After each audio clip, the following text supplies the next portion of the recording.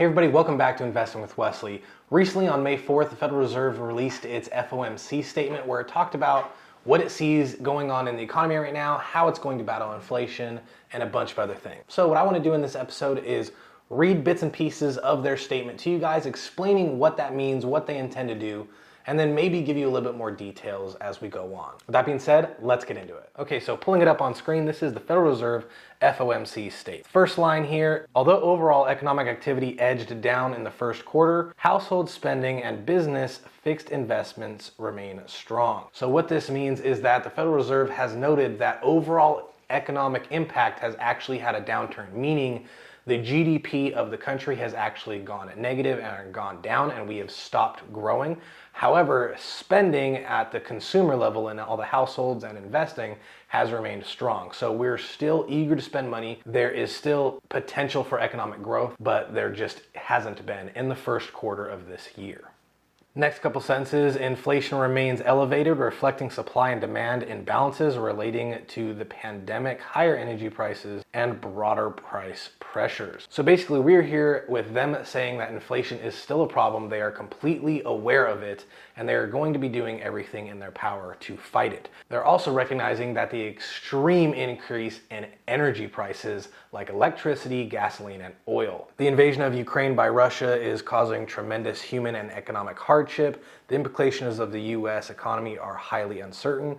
The invasion and related events are creating additional upward pressure on inflation and are likely to weigh on economic activity. So this entire paragraph is basically them saying that it is the invasion of Russia into Ukraine, as well as different sanctions and different restrictions that China has imposed, that is causing all of this inflation. Now, of course, me and you both know that that has only exacerbated the true issue. And the true issue is just how the government has been managing their money. Fiscal and monetary policy is the true issue on what's causing all of this inflation, and only the pandemic and now the Russian invasion of Ukraine has exacerbated the inflation and the problems that were caused by the Federal Reserve themselves and the US government. Now, lastly in that paragraph, the committee is highly attentive to inflation risks. So this again is them saying that they know inflation is a thing and they have been fighting it, but this is also them saying that they know they might have to be even more aggressive with raising interest rates and other ways to fight this inflation than they have been doing in the recent past. In support of these goals, the committee decided to raise the target range for the federal funds rate to 3.25% to 1%. Now, this is them just basically saying they are going to raise interest rates in the federal funds rate. Now, interestingly though, and this shows just how much they are trying to battle this inflation, is that historically, the federal funds rate will only go up or down about 0.25% at a time. This is them saying that they're going to raise the federal funds rate by 0.5% in one go. This is the largest single rate increase that has happened in over 2 decades. So this really goes to show just how much they are trying to get this inflation under control. In addition, the committee decided to begin reducing its holdings of Treasury securities and agency debt and mortgage-backed securities on June 1st, as described in the plans for reducing the size of the federal funds balance sheet. Now, basically what this means is that they're going to start letting some of the debt and money run off. This is another way they're combating inflation. We already know how bonds work. You're basically purchasing some other agency or government's debt. That entity will then pay you annual interest, and then at the end or when the bond becomes mature, you'll get all your starting money back, your initial investment. Now, the Federal Reserve has been monetizing the government's debt and buying all the treasuries and all the mortgage-backed securities. What this is basically going to be saying is that as those bonds start to mature, they're basically not going to use that money to repurchase more bonds.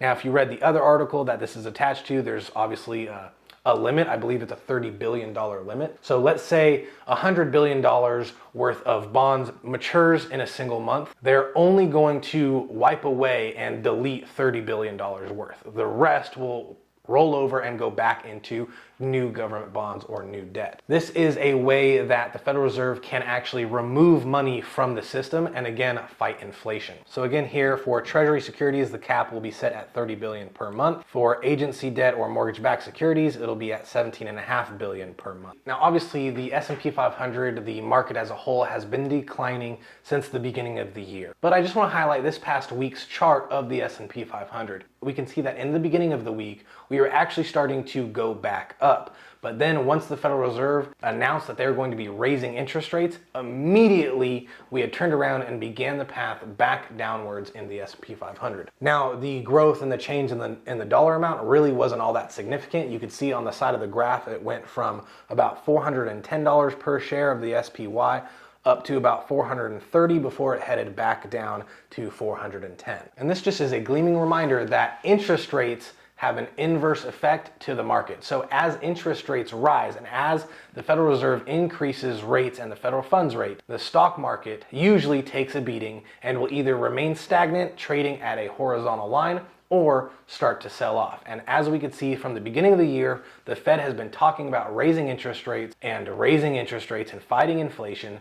And inflation actually raises the value of the stock market. So as we fight inflation, we're also fighting the gains of the stock market. So be prepared at least for the rest of this year. The Federal Reserve is going to keep fighting inflation. They may even get more and more aggressive in raising interest rates, which only means that whatever you're investing in right now is likely to take a beating as we get this inflation under control. Now, I really can't tell you whether you should sell your positions now and then buy in lower into the future because one, no one can predict the future. I don't know your time horizons and I don't know your goals because I am not your professional advisor. So if you're working with one, I definitely think that you should call them up, schedule an appointment, and recalculate a few things and maybe adjust your plans. But for now, just maintain the course, keep investing consistently, in a sense, buying this dip.